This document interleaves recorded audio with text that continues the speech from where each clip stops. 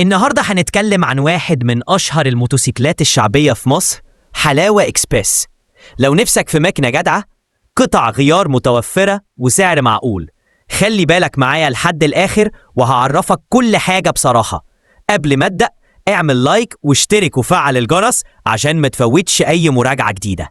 الموديل اللي بنراجعه دلوقتي بيجي بمحرك 150 سي سي، وفي فئات 200 سي سي متاحة كمان، عداد ديجيتال، فرامل أمامية قرصية وخلفية طبلة، تانك بنزين بين 7 ل 13 لتر حسب النسخة، واستهلاك بنزين اقتصادي تقريبا حوالي 1 لتر لكل 30-40 كيلو متر حسب الاستخدام.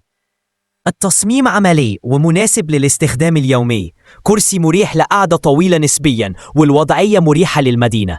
المرايات والحامل الخلفي متناسقين، مش شكل فخم لكنه عملي.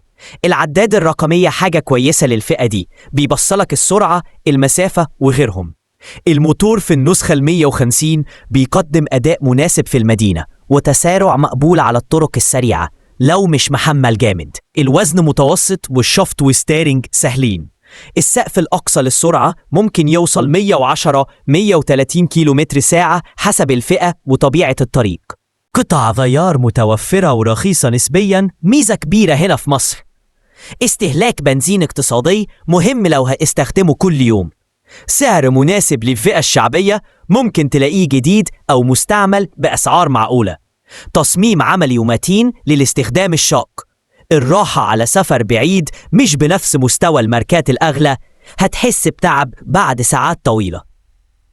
الاهتزاز شوية عند فتحة التسارع العالية في بعض النسخ.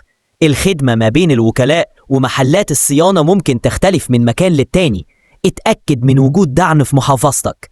الجودة النهائية مش فخرة لكنها عملية. موتوسيكل رشيق، سهل المناورة بين العربيات، مناسب للمسافات القصيرة والمتوسطة.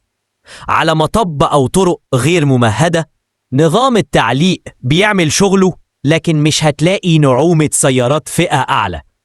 يعني جدع ومقاوم لكن مش فخم. لو هتركب راكب تاني وتحط شنط تقيلة، هتحس بالفارق في الأداء واستهلاك البنزين. اختبر الموتوسيكل بنفسك قبل الشراء. اختبار سرعات، فحص صوت الموتور. اسأل عن الضمان وأماكن الصيانة المحلية. لو هتستعمله يومي توصيل، خد نسخة 200 سي سي لو ميزانيتك تسمح. عزم أكبر وراحة أكتر على الطريق. حلاوة إكسبريس، موتوسيكل عملي وشعبي، سعر مناسب، قطع غيار متوفرة واستهلاك بنزين اقتصادي. لو ميزانيتك محدودة وعايز حاجة تشتغل معاك في الشغل والمدينة، ده خيار منطقي. مش هتلاقي فيه رفاهية الماركات الغالية، لكن هتلاقيه قد المقام. لو عجبك الفيديو دوس لايك واشتراك، وما تنساش تشارك الفيديو مع اللي بيدور على موتوسيكل جديد. سلام، وما توقفش بنزين دايما.